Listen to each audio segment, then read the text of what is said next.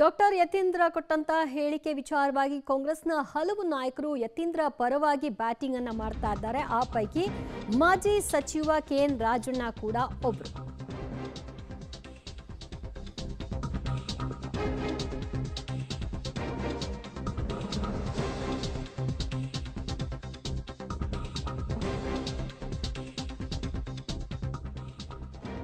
ಯತೀಂದ್ರ ಹೇಳಿರೋದ್ರಲ್ಲಿ ತಪ್ಪೇನಿದೆ, ಯತೀಂದ್ರ ಹೇಳಿದ್ದಕ್ಕೆ ನನ್ನ ಸಹಮತವೂ ಕೂಡ ಇದೆ ಅಂತ ಪಬ್ಲಿಕ್ ಟಿವಿಯ ಜೊತೆಗೆ ಮಾತನಾಡ್ತಾ ಮಾಜಿ ಸಚಿವ ಕೆಎನ್ ರಾಜಣ್ಣ ಯತೀಂದ್ರ ಹೇಳಿದ್ದು ಸರಿ ಅಂತ ಅವರ ಪರವಾಗಿ ಬ್ಯಾಟಿಂಗ್ ಮಾಡಿದ್ದಾರೆ. ಯತೀಂದ್ರ ಸಿದ್ದರಾಮಯ್ಯ ಉತ್ತರಾಧಿಕಾರತ್ವದ ವಿಚಾರವಾಗಿ ಮಾತನಾಡಿದ್ರು. ಇದೇ ವಿಷಯವಾಗಿ ಕಾಂಗ್ರೆಸ್ನಲ್ಲಿ ತೀವ್ರ ಸಂಚಲನಕ್ಕೆ ಕಾರಣವಾಗಿತ್ತು.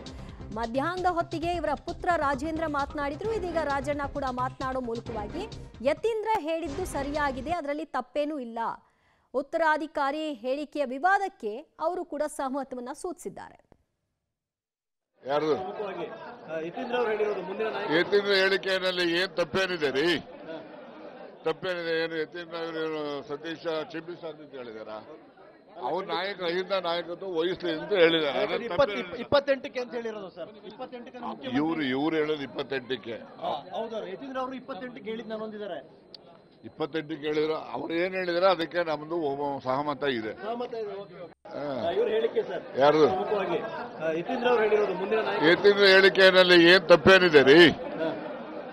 ಕ್ಯಾಬಿನೆಟ್ ಮಾತ್ರ ಆಗುತ್ತೆ, ಏನಾದ್ರು ಬದಲಾವಣೆ? ರಾಜಕೀಯ ಸ್ಥಿತ್ಯಂತರ ಇದನ್ನ ನಾವು ಸಿಎಂ ಬದಲಾವಣೆ ತರ್ತಿಸ್ಕೋಬಹುದಾ ಸರ್? ನೀವು ಸಿಎಂ ಬದಲಾವಣೆ ಅಂತ ಖಾಲಿ ಆದ್ಮೇಲೆ ಯಾರೋ ಇನ್ನೊಬ್ರು ಬರೋದು. ಸೊ ಸಿಎಂ ಬದಲಾವಣೆ ಮತ್ತೊಂದು ಕಾಂಗ್ರೆಸ್ ಪಕ್ಷದಲ್ಲಿ ಯಾವುದೇ ತೀರ್ಮಾನ ಕಾಂಗ್ರೆಸ್ ಪಕ್ಷದ ಹೈಕಮಾಂಡ್ ನಿರ್ಣಯ 2.5 ವರ್ಷಕ್ಕೆ ಬದಲಾವಣೆ ಆಗುತ್ತೆ ಅನ್ನೋ ನಿರೀಕ್ಷೆ ಇದೆ ಅನ್ನೋ ಹೇಳ್ತಾರೆ. ನೋಡಿ, 2.5 ವರ್ಷಕ್ಕೆ ಮಾಡ್ತಾರೋ 5 ವರ್ಷಕ್ಕೆ ಮಾಡ್ತಾರೋ, it is up to the high command to decide. CM ಬದಲಾವಣೆ ಅಂತ ಯತೀಂದ್ರ ಹೇಳಿಲ್ಲ.